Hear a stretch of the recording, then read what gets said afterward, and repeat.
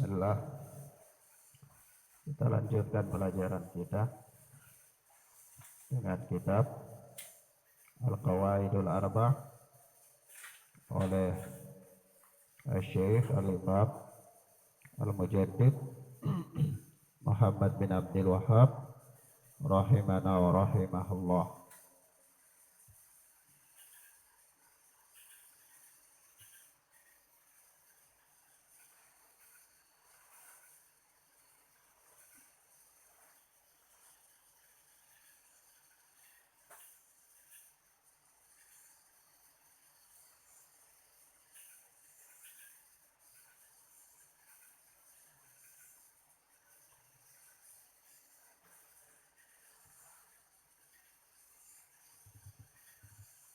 Kita sampai pada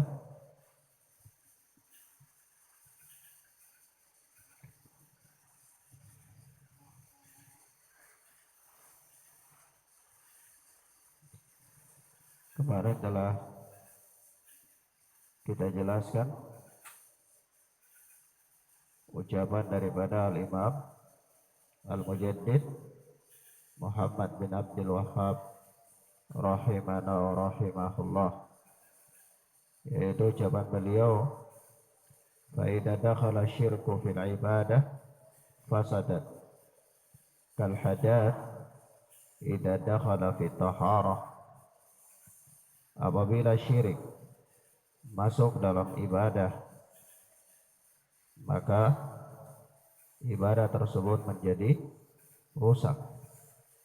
Sebagaimana hadath, kalau dia masuk dalam taharah, maka taharah orang tersebut menjadi rusak. Nah, maka tentu ucapan beliau ini adalah isyarat tentang betapa bahayanya syirik, betapa bahayanya syirik, yakni kerusakan-kerusakan yang ditimbulkan oleh kesyirikan, kerusakan yang ditimbulkan oleh kesyirikan. Nah, maka ikhwan,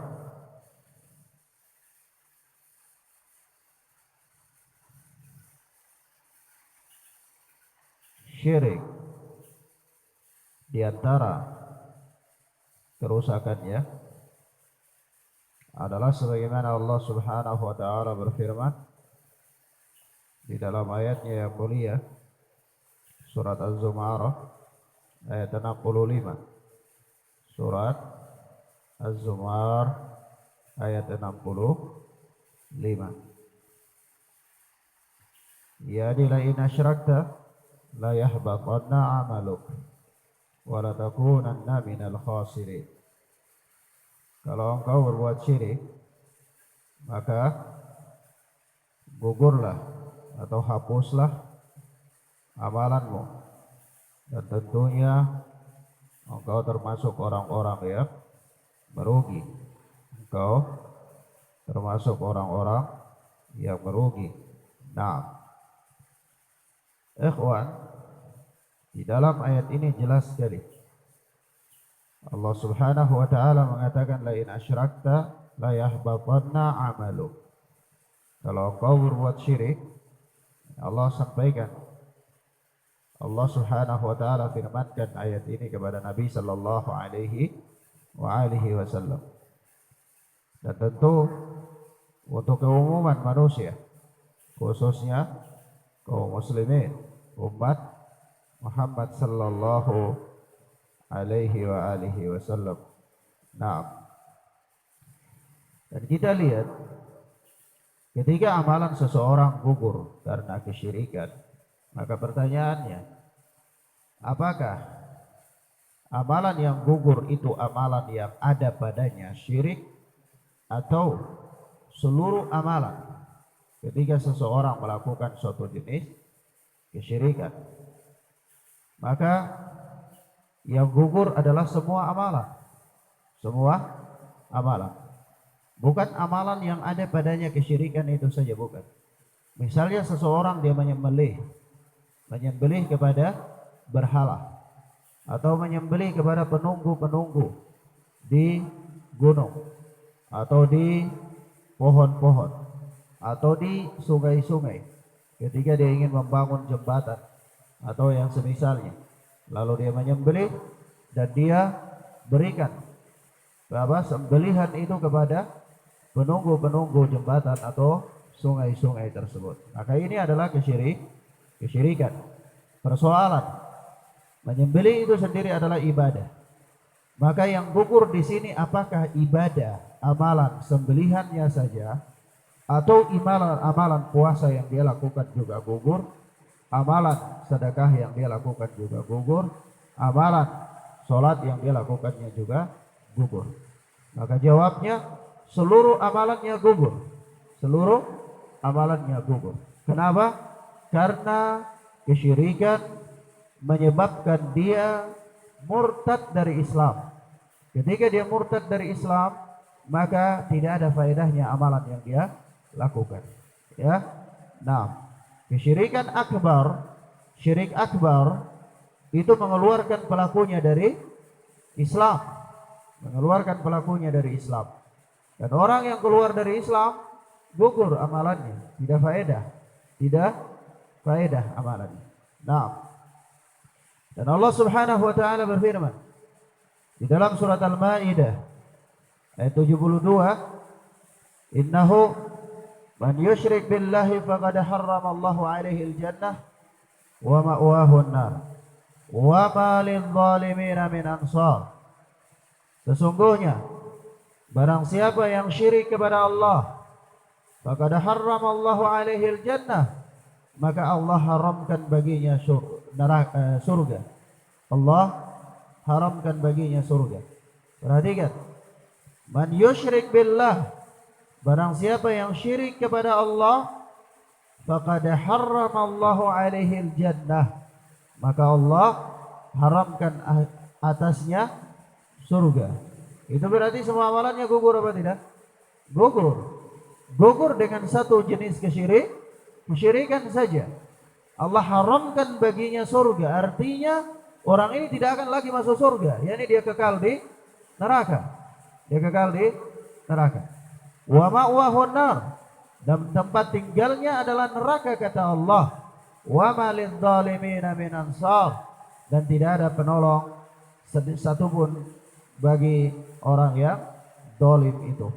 Nah, begitu juga Allah Subhanahu wa taala berfirman dalam surat An-Nisa ayat 48, "Innallaha la yaghfiru ay yushraka bih wa yaghfiru ma duna dzalika liman yasha."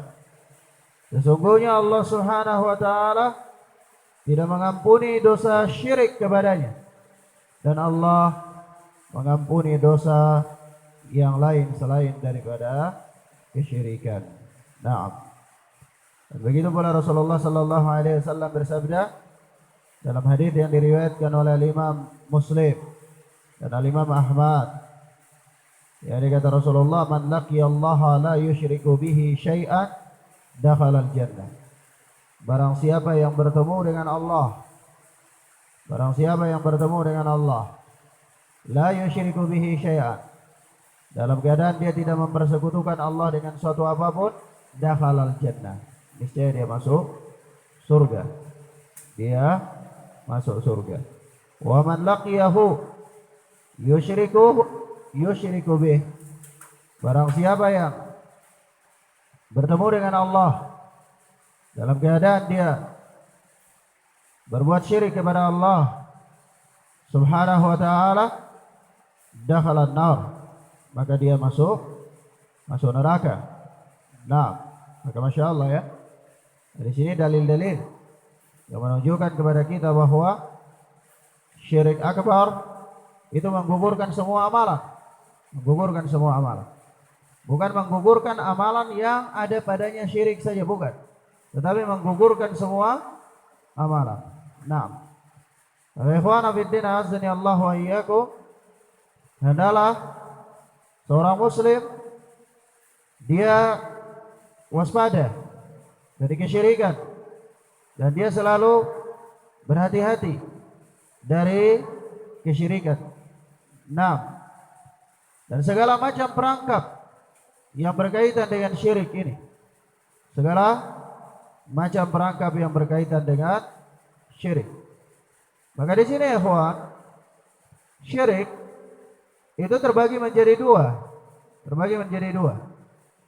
Yang pertama syirik akbar yang mengeluarkan pelakunya dari Islam.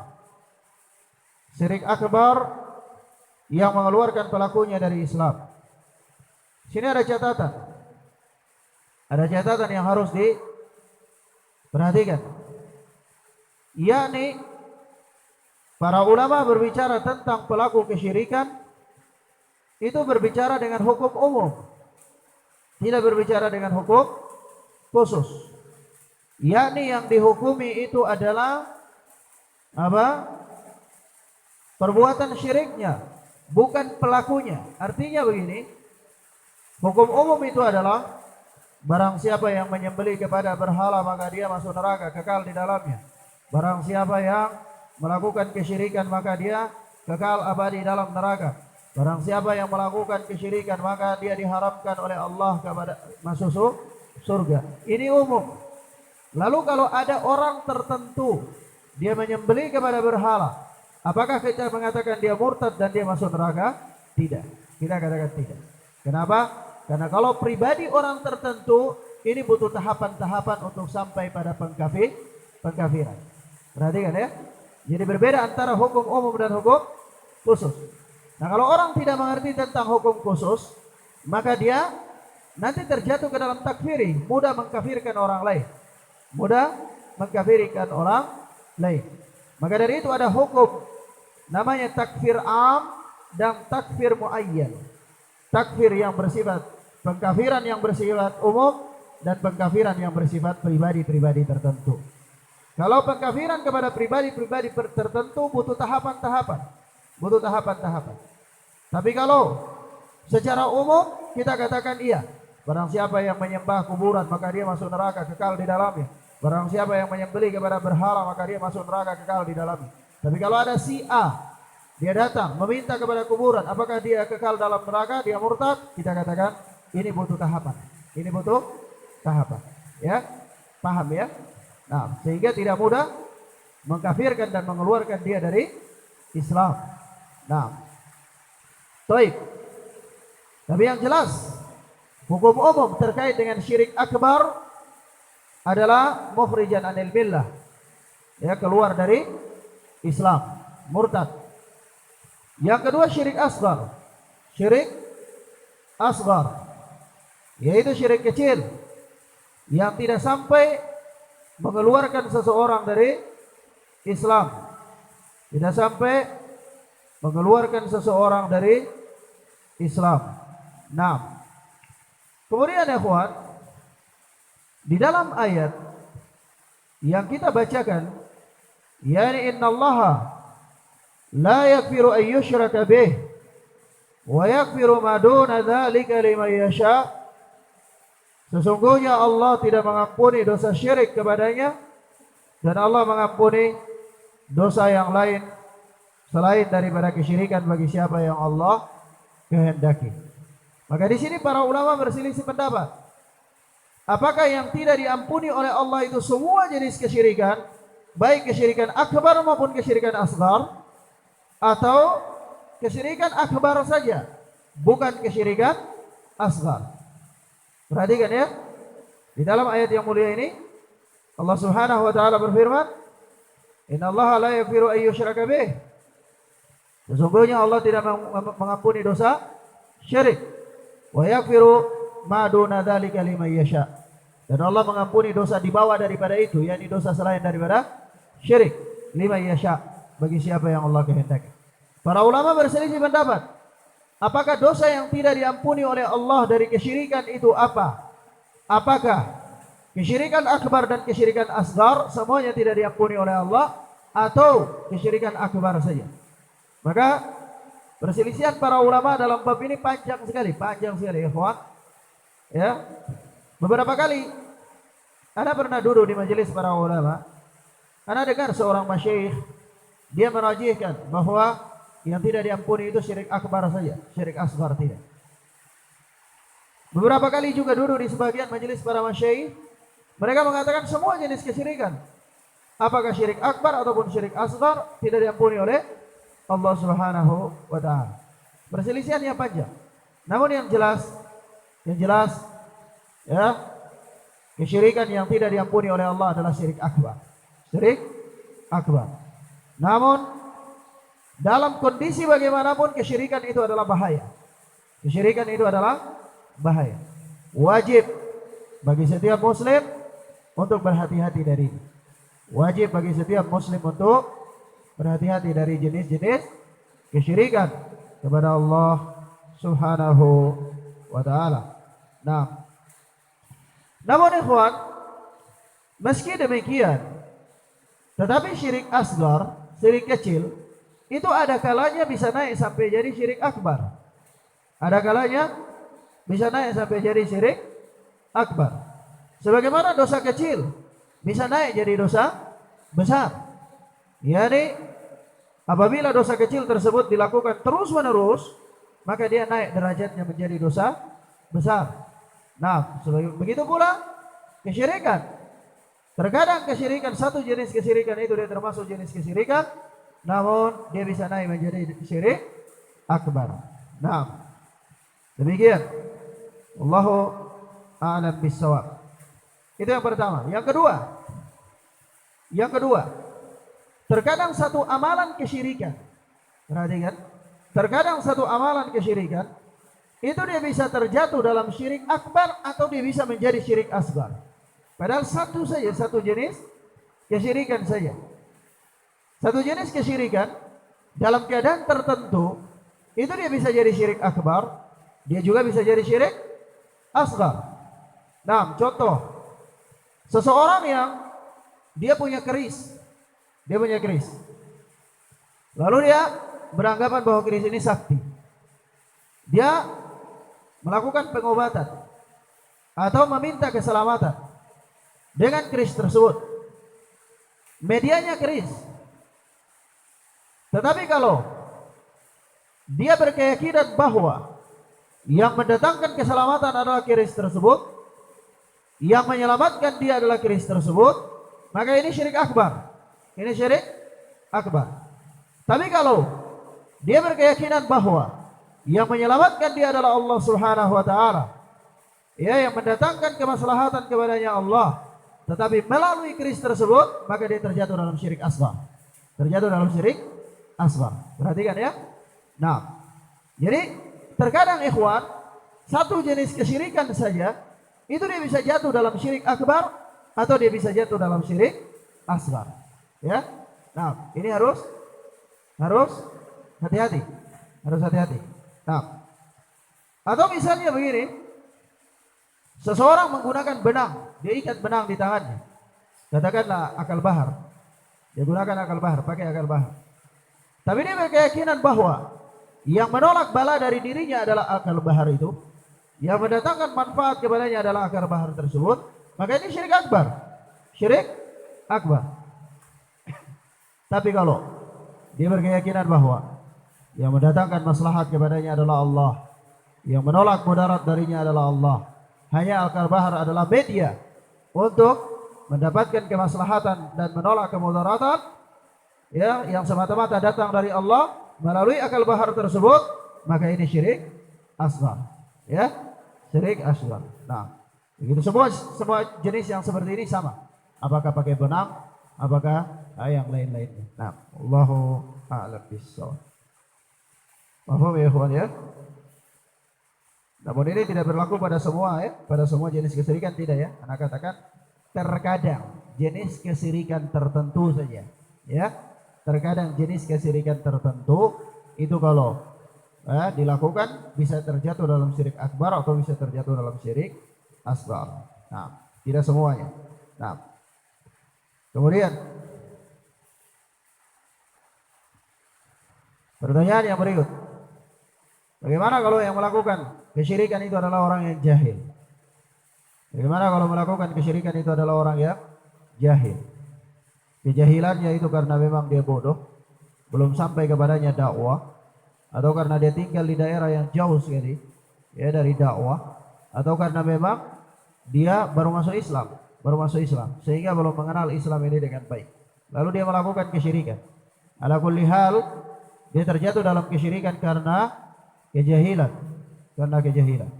Nah, bagaimana hukumnya? Maka dalam hal ini perlu dirinci. Yang pertama, jika dia berbuat kesyirikan karena kejahilan, yang jahilnya itu karena memang dia tidak mendapatkan sarana belajar, atau karena dia baru masuk Islam, maka orang ini diberi udzur. Misalnya ada satu orang yang tinggal di Belian, dia Islam, tapi dia belum tahu tentang syariat Islam ini. Ya, dia tidak sampai kepadanya dakwah. Lalu dia terjatuh dalam jenis kesyirikan. Atau orang-orang yang tinggal di lingkungan masyarakat yang semuanya awam, ya, semuanya larut dengan budaya dan tidak mengerti tentang Islam dengan baik. Ya, lalu mereka terjatuh dalam kesyirikan. Maka bagaimana kondisi mereka? Maka mereka ini diberikan udzur. Inilah yang dimaksudkan dengan para ulama al-udzru bil jahli. Ya, menjadi udzur dengan sebab kejahilan. Jahilnya ini yang jahil bagaimana? Ya benar-benar jahil, yaitu dia hidup jauh dari tempat-tempat yang bisa mendapatkan dakwah, atau dia baru masuk Islam, atau dia hidup di tengah-tengah komunitas orang-orang kafir yang tidak mengenal agama Islam. Nah, yang kedua, jika dia berbuat kesyirikan karena jahil yang disebabkan oleh taklid, yakni dia membebek kepada orang tertentu, yakni taklid kepada tradisi nenek moyang, dan dia enggan menerima dakwah. Jadi orang ini dia jahil. Jahilnya itu bukan karena dia tidak mendapatkan dakwah, bukan, tapi karena dia bersikukuh mengikuti tradisi para leluhurnya. Sudah disampaikan kepadanya bahwa ini adalah kesyirikan, didakwahi, dijelaskan kepadanya, jadi iqamatul hujjah, ditegakkan hujjah kepadanya sampai benar-benar dia paham bahwa itu adalah kesyirikan, diharamkan oleh Allah, tapi dia enggan meninggalkannya. Dia tidak mau menerima dakwah dan dia tetap bertaklid kepada tradisi nenek moyangnya. Maka orang yang demikian ini bila udra, tidak ada udzur baginya. Ya. Nah, orang yang demikian ini tidak ada apa? Tidak ada udzur baginya. Yang ketiga, orang yang melakukan kesyirikan pada jenis kesyirikan yang sudah pasti ma'lumun bid darurah. Dalam istilah syariat dikatakan ma'lumun bid darurah. Hal-hal yang sudah pasti, hal-hal yang tidak ada perselisihan padanya. Nah, maka menurut pendapat yang terkuat, orang ini tidak diberikan udzur. Meskipun sebagian para ulama mengatakan dia diberikan udzur. Tetapi apa? Walaupun dalam hal-hal yang maklumun bidarurah. Misalnya dia menghina Nabi sallallahu alaihi wasallam, dia muslim, tinggal di komunitas muslim. Dia seorang yang berpendidikan, dari kecil sampai besar muslim, hidup di komunitas muslim, orang yang berpendidikan, lalu dia menghina Nabi sallallahu alaihi wasallam. Apakah dia dikafirkan?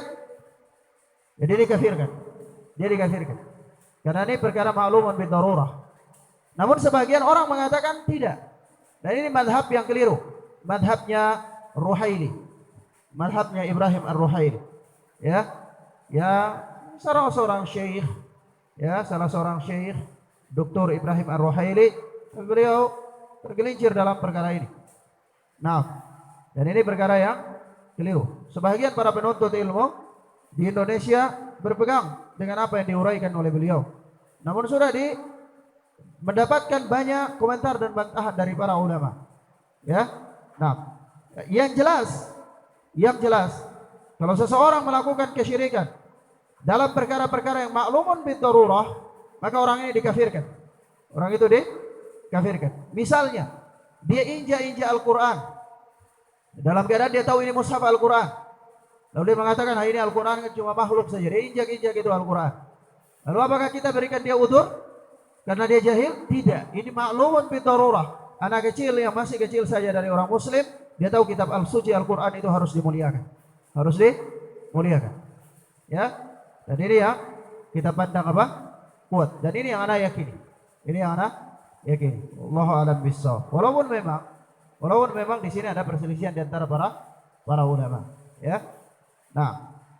Tapi ini yang kita anggap apa? Kuat. Nah. Sebagaimana banyak ya. Banyak dalam perkara tersebut. Kemudian pertanyaannya, bagaimana kalau seseorang bertobat dari kesyirikan? Bagaimana kalau seseorang bertobat dari kesyirikan? Apakah tobatnya diterima oleh Allah? Kita jawab diterima. Seorang yang bertobat dari dosa apa saja diterima oleh Allah Subhanahu wa taala. Ya. Innallaha yaghfiru adz-dzunuba jami'an. Allah mengampuni dosa-dosa semuanya. Tanpa terkecuali.